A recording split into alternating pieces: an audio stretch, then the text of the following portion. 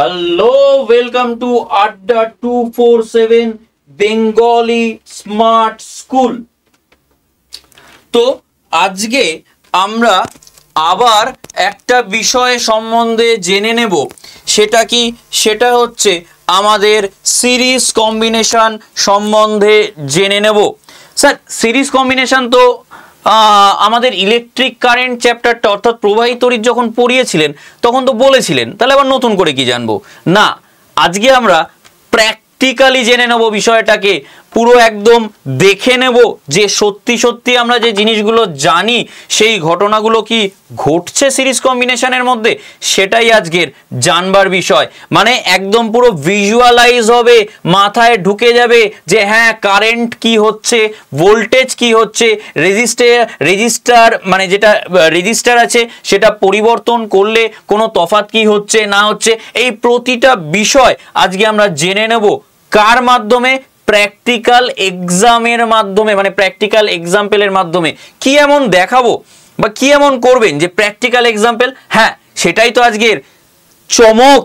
কিন্তু তার আগে একটু আমরা সিরিজ কম্বিনেশন সম্বন্ধে তোমাদের মনে করিয়ে দিই জিনিসগুলো, তাহলে সেটা বুঝতে আমাদের সুবিধা হবে। কি ব্যাপারটা দেখো, সিরিজ কম্বিনেশন মানেই হচ্ছে যে রেজিস্ট্যান্সগুলো আছে, অর্থাৎ যে রোধগুলো আমার কাছে আছে সেই রোধগুলো বা রেজিস্ট্যান্সগুলো কিভাবে থাকবে, সেই রেজিস্ট্যান্সগুলো কিন্তু সব এরকম পাশাপাশি থাকবে। দেখতেই পাচ্ছ ছবির মধ্যে এই একটা রেজিস্ট্যান্স, মনে করো এই একটা রেজিস্ট্যান্স, মনে করো এই একটা রেজিস্ট্যান্স R1 R2 R3, মানে এদেরকে আমি কিভাবে রাখবো? পাশাপাশি সাজিয়ে রাখবো, তাই তো? দেখো এই যে এইখানে একটা রেজিস্ট্যান্স রয়েছে, এইখানে একটা রেজিস্ট্যান্স রয়েছে, এইখানে একটা রেজিস্ট্যান্স রয়েছে, তাই না? সবকটাই কিভাবে রয়ে গেছে? পাশাপাশি রয়েছে। কেমন? আচ্ছা, পরীক্ষায় অনেক সময় প্রশ্ন করে যে সিরিজ কম্বিনেশনের কি দরকার আলাদা করে, বা প্যারালাল কম্বিনেশনের কি দরকার আলাদা করে। প্যারালাল কম্বিনেশনের সময় প্যারালাল কম্বিনেশনের কথা বলবো, এখন তো আমি সিরিজ কম্বিনেশন বলছি, তাহলে সিরিজ কম্বিনেশন নিয়ে কথা হয়ে যাক। ধরো এই R1 এর ভ্যালু 2 ওহম, কেমন? R2 এর ভ্যালু 3 ওহম, আর R3 এর ভ্যালু 4 ওহম, কেমন? সিরিজ কম্বিনেশনের একটা আমরা ফর্মুলা পাই, সেটা কি? RS, S for series, equal to R1 plus R2 plus R3, এই হচ্ছে আমার সূত্র সিরিজ কম্বিনেশনের। তাহলে R1 এর ভ্যালু কত? 2 প্লাস R2 এর ভ্যালু কত? 3 প্লাস R3 এর ভ্যালু কত? 4। এই টোটালটাকে আমি একটু যদি যোগ করে দিই তাহলে কত আসছে? 3 আর 2 এ 5, তাই তো? 5 প্লাস 4 করলে কত হয়ে যাচ্ছে? 9 ওহম। তার মানে লক্ষ্য করে দেখো, এখানে যদি আমি বলি টোটাল রেজিস্ট্যান্স, কেমন?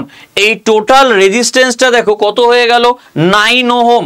অর্থাৎ তার মানে এখানে রোধ কি হলো? রোধ বেড়ে গেল। অর্থাৎ আমরা যদি রেজিস্ট্যান্সগুলোকে সিরিজ কম্বিনেশনে রাখি, অর্থাৎ শ্রেণী সমবায়, এই সিরিজ কম্বিনেশনের বাংলা কি বলি আমরা? যেটাকে আমরা বলি শ্রেণী সমবায়। অর্থাৎ শ্রেণী সমবায়ে যদি রাখি তাহলে আমরা দেখতে পাবো যে এই যে রোধটা, এই রোধটা কিন্তু অনেকটাই বেড়ে যাবে, বা রোধ বেড়ে যাবে, বা আমি এরকম ভাবে বলতে পারি রোধ বাড়ানোর জন্য আমরা রেজিস্ট্যান্সগুলোকে সিরিজ কম্বিনেশনে রেখে থাকি। কেমন? আচ্ছা স্যার, এই সিরিজ কম্বিনেশনে যে আমরা রাখছি রোধগুলোকে, এগুলো কি মানে পাশাপাশি তো রাখলাম, বুঝলাম। ইলেকট্রিক কারেন্টটায় কি কোনো পরিবর্তন হবে না? মানে কারেন্টটা কি কোনো চেঞ্জেস আসবে না? তো বলে রাখি যে সিরিজ কম্বিনেশনের ক্ষেত্রে কিন্তু ইলেকট্রিক কারেন্টটা সেমই থাকে, এর কিন্তু কোনো পরিবর্তন হয় না। কেমন?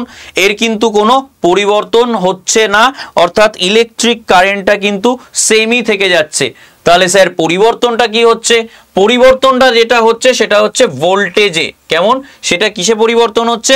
ভোল্টেজে। দেখো এখানে ভোল্টেজগুলোকে কিন্তু আমি আলাদা আলাদা করে রেখেছি, V1 V2 V3, এইভাবে কিন্তু আমি আলাদা আলাদা করে রেখেছি। অর্থাৎ তার মানে এই যে সিরিজ কম্বিনেশনে যুক্ত করলে রোধগুলোকে, তাহলে ব্যাপারটা দাঁড়ালো এরকম যে ইলেকট্রিক কারেন্ট অর্থাৎ I, এটার কোনো পরিবর্তন হচ্ছে না, এটা সেম থাকছে। আর পোটেনশিয়াল ডিফারেন্স মানে V, এটা কি হচ্ছে? হচ্ছে এটা চেঞ্জ হচ্ছে, ঠিক এটা চেঞ্জ হচ্ছে, এটাকে আমি ভ্যারিয়েবলও বলতে পারি, তাই তো, মানে পরিবর্তনশীল, ঠিক, রাইট। তাহলে এটা হচ্ছে মেন সিরিজ কম্বিনেশনের ফান্ডা, তাই তো, কেমন? তাহলে এটা তো আমরা বুঝে গেলাম, ঠিক আছে, খুব ভালো লাগলো, কোনো অসুবিধা নেই।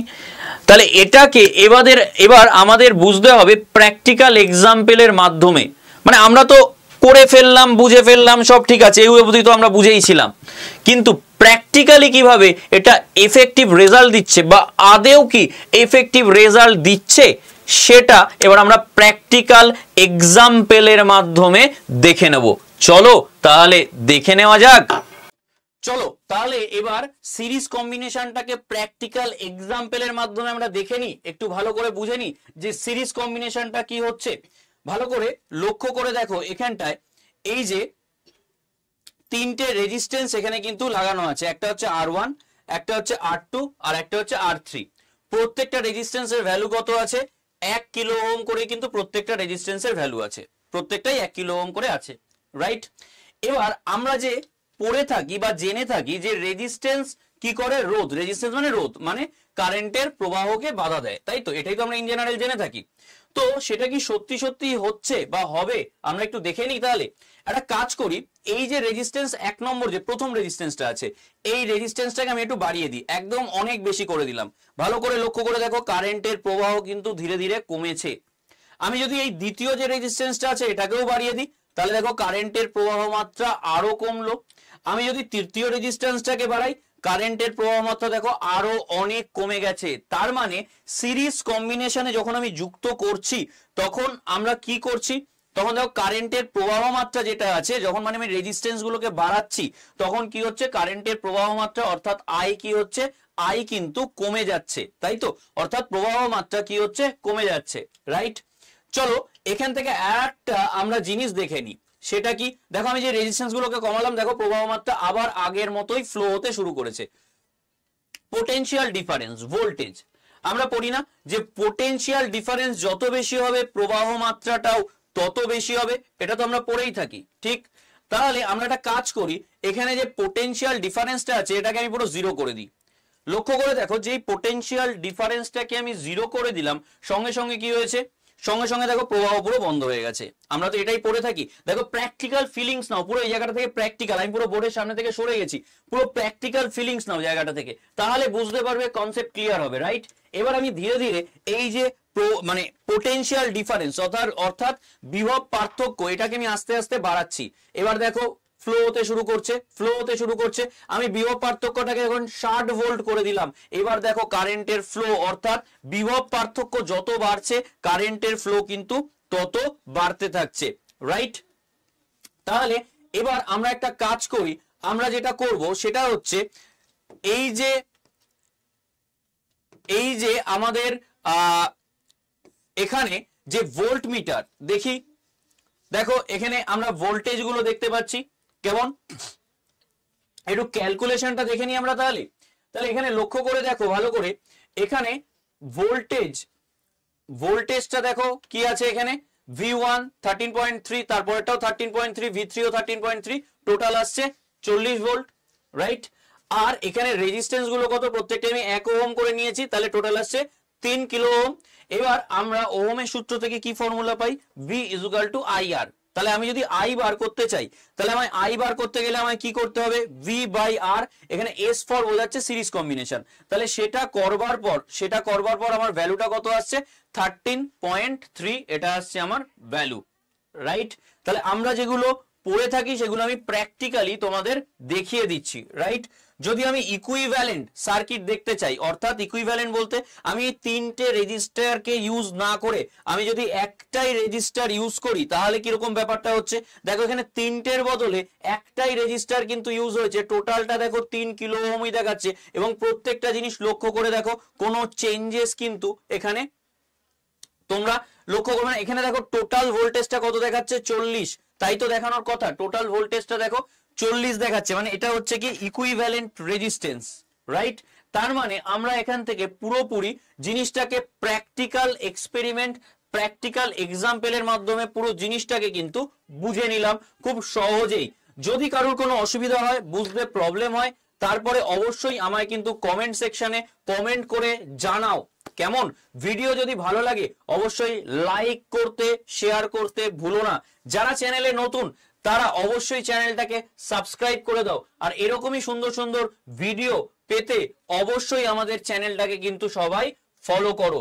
তাহলে আজকে সিরিজ কম্বিনেশনটা বোঝানো হলো, আশা করি সবার ভালো লেগেছে। আবারও বলছি, যদি কোনো সমস্যা হয় কমেন্ট সেকশনে জানাও।